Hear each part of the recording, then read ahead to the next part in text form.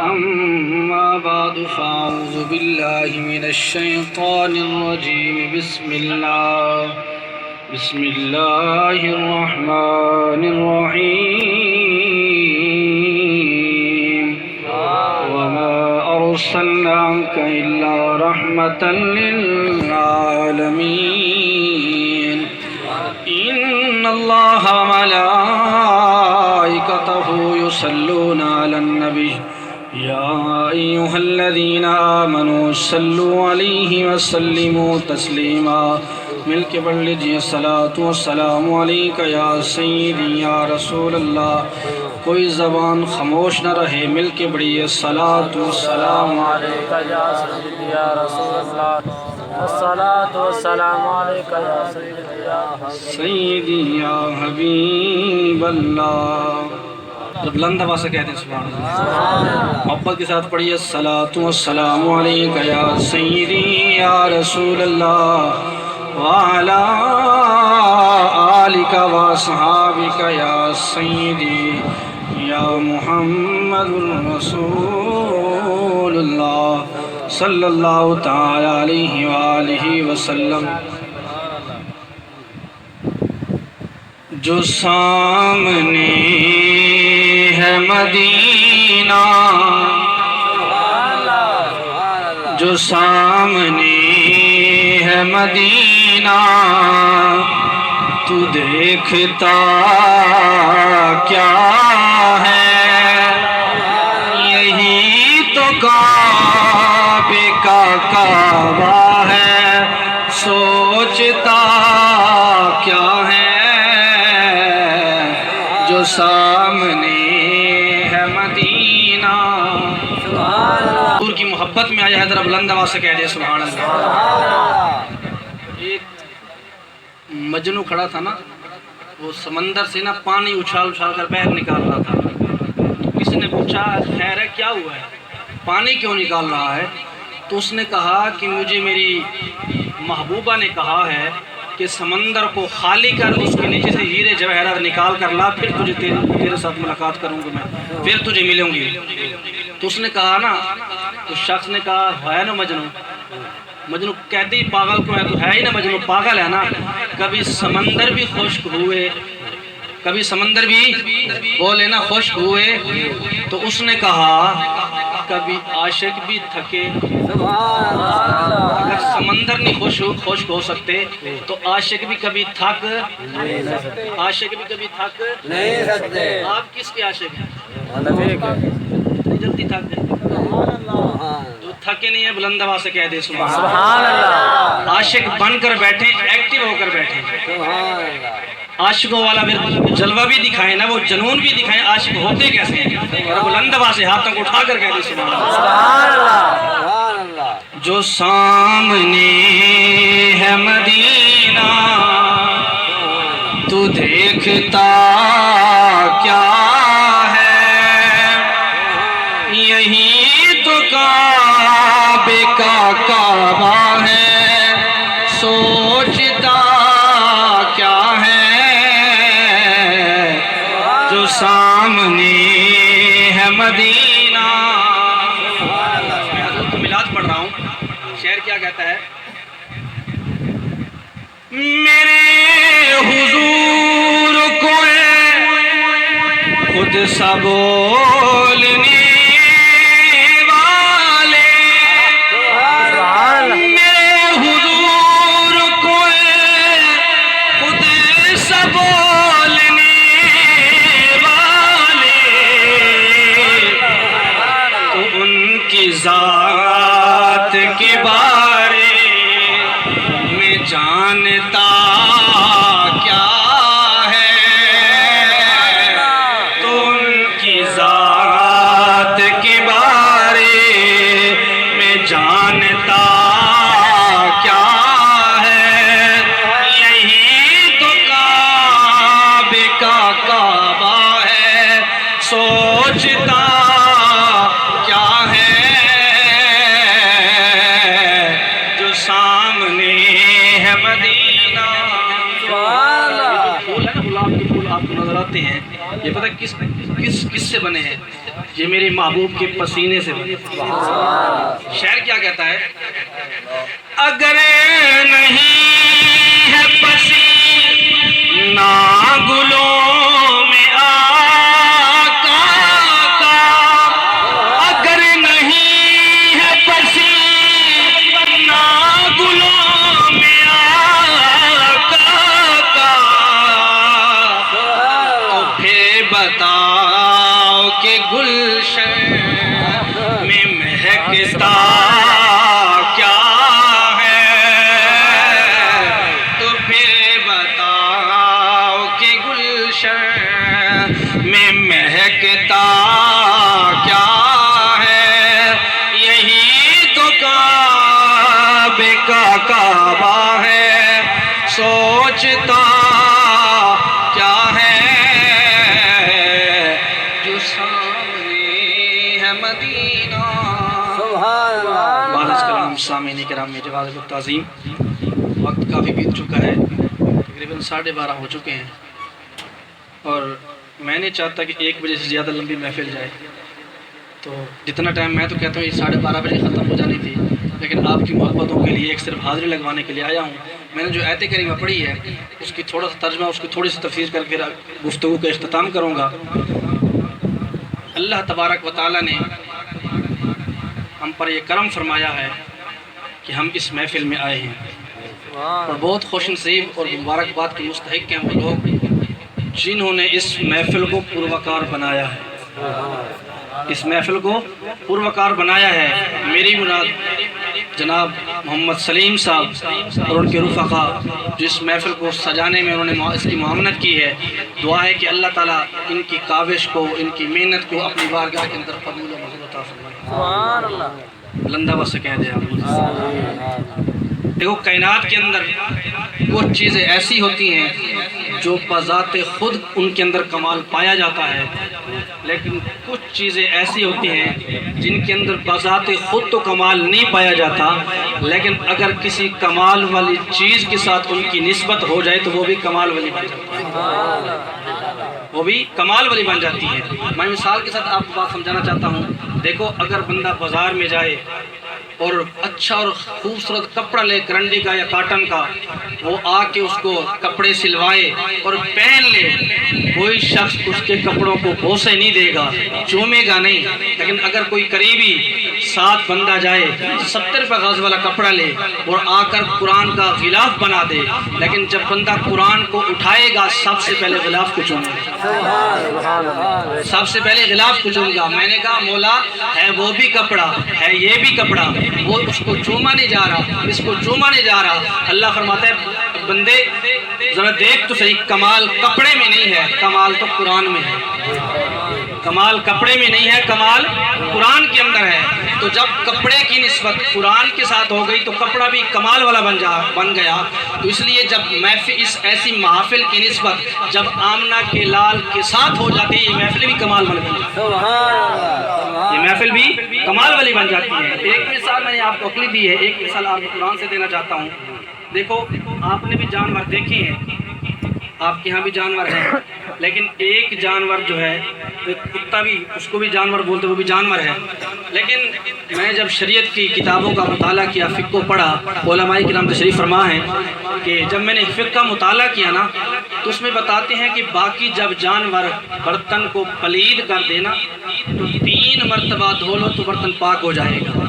یہ جامع ترمذی شریف کے اندر یہ حدیث پاک موجود ہے کہ 3 مرتبہ دھو لیں تو وہ برتن پاک ہو جائے گا، لیکن جب کتا جانور جو ہے وہ پلید کر دے برتن کو، پہلے مٹی کے ساتھ صاف کرو پھر 3 مرتبہ دھو، یا پھر علماء کرام فرماتے ہیں 7 مرتبہ پھر دھو پھر جا کے پاک ہوگا۔ میں نے کہا مولا معاملہ عجیب ہے۔ ایک شخص نے ایک دفاچہ لکھا، کتابچہ اس کو بولتے ہیں، رسالہ لکھا، وہ لندن کے اندر ایک ڈاکٹر نے پڑھا، جو انجینئر تھا، سائنسدان تھا، اس نے پڑھا، اس نے کہا یار معاذ اللہ کیا مسلمانوں کے نبی کو کتے کے ساتھ کوئی عداوت تھی، کوئی دشمنی تھی؟ باقی جانور پلید کریں تو 3 مرتبہ دھوو تو پاک ہو جاتا ہے، لیکن جب کتا پلید کر جائے تو اس کو پہلے مٹی کے ساتھ صاف کرو، پھر 7 مرتبہ پانی کے ساتھ ہو، پھر جا کے پاک ہوتا ہے۔ اس نے کہا جو بھی ہو مسلمانوں کا نبی کبھی جھوٹ نہیں بولتا، جو بھی ہو مسلمانوں کا نبی کبھی بول لینا، مسلمانوں کا نبی کبھی جھوٹ نہیں بولتا۔ اس نے برتن لیے، کچھ دوسرے جانوروں سے پلید کروائے اور کچھ کتے سے پلید کروائے۔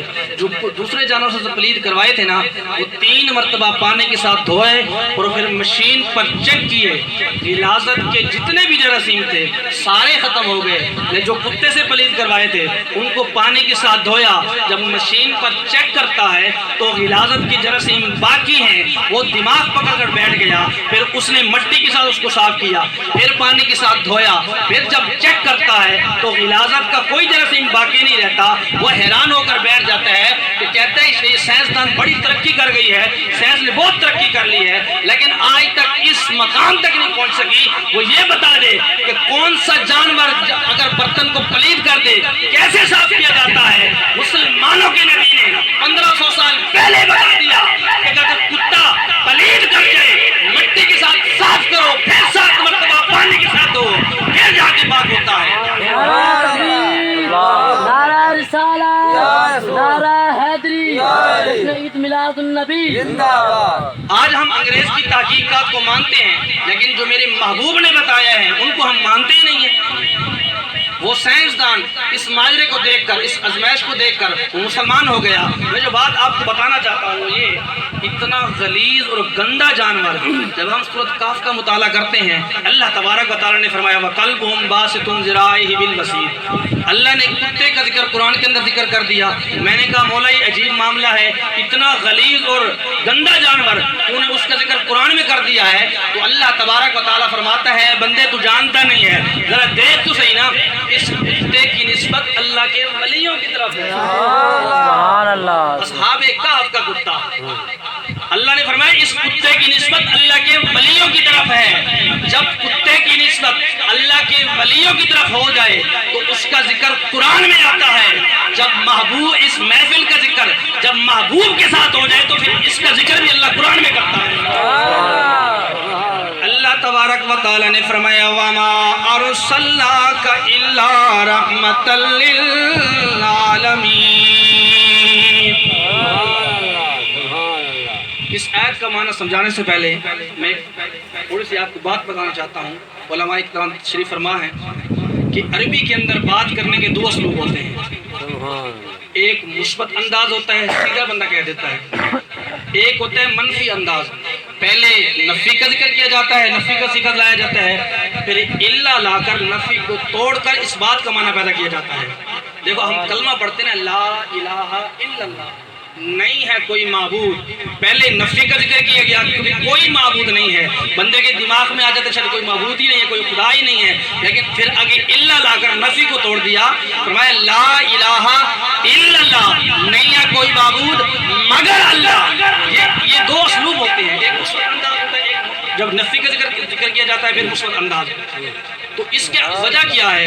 علماء کرام فرماتے ہیں اس میں حکمت یہ ہے، اس میں باریکی یہ ہے کہ کائنات کے اندر جو بھی چیز ہے اس کے 2 چیزیں، دو فائدے ہیں یا 2 اس کے رخ ہیں، اس کے فائدے بھی ہیں نقصان بھی ہیں۔ آپ کائنات کی ایک ایک چیز کو اٹھا کر دیکھ لیں، اس کے فائدے بھی ہوں گے نقصان بھی ہوں گے۔ اس کو آپ مثال کے ساتھ پانی کو لے لیں، پانی کے فائدے ہیں کہ نہیں ہیں؟ فائدے ہیں نا۔ اگر یہی پانی سیلاب کی صورت میں آ جائے پھر نقصان ہے نا۔ یہ بجلی ہے، لائٹ ہے، اس کے فائدے ہیں کہ نہیں ہیں؟ اگر کسی کو کرنٹ لگ جائے بندہ مر جاتا ہے نا، نقصان ہے یا پھر اس کا فائدہ ہے؟ تو نقصان بھی ہے فائدے بھی ہیں، کائنات کی ہر چیز کے اندر فائدہ بھی ہے نقصان بھی ہے۔ لیکن اللہ تبارک و تعالیٰ نے یہاں پہلے نفی کا ذکر کیا، پھر اس بات کا مولا وجہ کیا ہے؟ اللہ بتانا یہ چاہتا ہے کائنات کی ہر چیز کے اندر فائدہ بھی ہے نقصان بھی ہے۔ کیا ہم مولا یہ مان لیں کہ جب تیرا محبوب آیا ہے تیرے محبوب کے اندر بھی یہ دونوں پہلو ہیں، نقصان بھی ہے نفع بھی ہے؟ اللہ نے فرمایا نہیں، کائنات کی ہر چیز کے اندر یہ 2 پہلو ہو سکتے ہیں، لیکن میرا محبوب ایک ایسا ہے وہ صرف اور صرف رحمت للعالمین ہے، صرف اور صرف رحمت ہے، نقصان کا اندیشہ ہی نہیں ہے۔ اس نے فرمایا وما ارسلناک، نہیں بھیجا ہم نے آپ کو الا رحمت للعالمین، مگر جہان والوں کے لیے رحمت بنا کر، جہان والوں کے لیے رحمت بنا کر۔ تو اللہ تبارک و تعالیٰ نے اپنے محبوب کو جہان والوں کے لیے رحمت بنا کر بھیجا ہے۔ اور کیا حضور صرف انسانوں کے لیے نبی ہیں؟ کائنات تو ہر چیز، میرے محبوب تو کائنات کی ہر چیز کے لیے نبی ہیں۔ میرے آقا علیہ الصلوۃ والسلام، آخری بات، میرے آقا علیہ الصلوۃ والسلام تشریف فرما ہیں، صحابہ کرام بھی موجود ہیں۔ ایک اونٹ آتا ہے، میرے محبوب کے کان مبارک کے ساتھ اپنا منہ لگا کر کچھ کہتا ہے۔ میرے آقا نے فرمایا اے میرے صحابہ، کیا تم جانتے ہو یہ اونٹ کیا کہتا ہے؟ عرض کرتے ہیں یا رسول اللہ ہم نہیں جانتے یہ کیا کہتا ہے۔ تو میرے آقا نے فرمایا یہ اونٹ اپنے مالک کی شکایت کر رہا ہے، یہ اونٹ اپنے مالک کی شکایت کر رہا ہے۔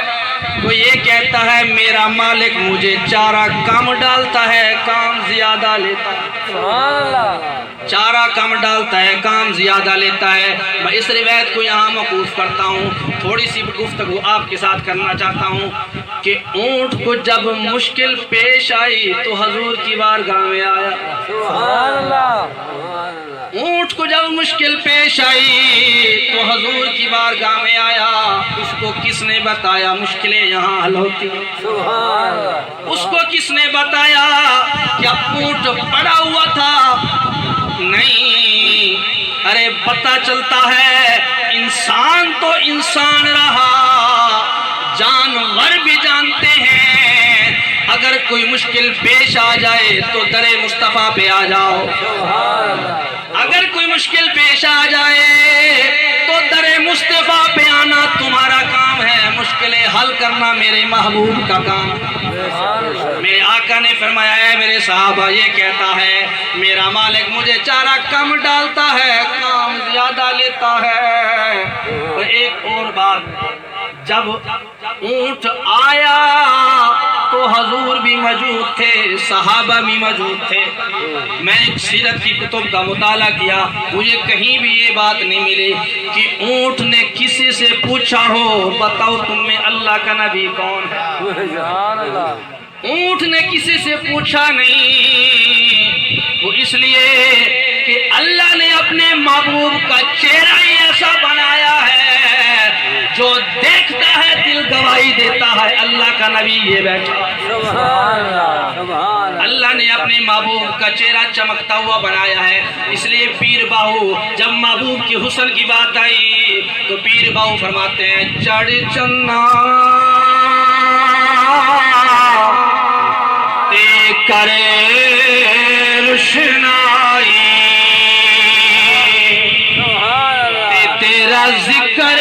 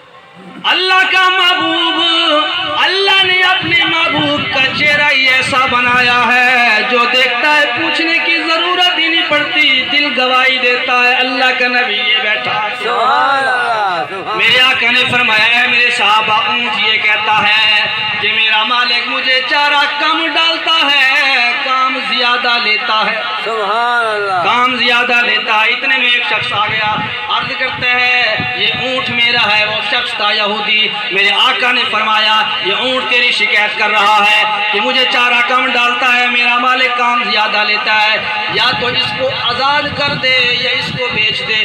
اس نے کہا میں اس کو آزاد تو نہیں کر سکتا، بیچ دیتا ہوں۔ میرے آقا نے قیمت ادا کر دی، اونٹ میرے آقا نے خرید لیا۔ اور آگے بات بڑی توجہ کے ساتھ سننے والی ہے۔ میرے آقا نے فرمایا اے میرے صحابہ، اب اس اونٹ کو باندھنا نہیں ہے، جہاں اس کا جی چاہے گھومتا رہے۔ سبحان اللہ، صحابہ کرام فرماتے ہیں، مفسرین کرام نے لکھا وہ اونٹ جب حضور نے اس کو خریدا، جس کھیت میں چلا جاتا اس کھیت میں ہریالی آ جاتی۔ سبحان اللہ، میں نے اونٹ سے زبان تصورات کے عالم میں پوچھا کہ اونٹ جب یہودی کے پاس تھا تب بھی اونٹ تھا، جب حضور کے پاس آیا تب بھی اونٹ ہے۔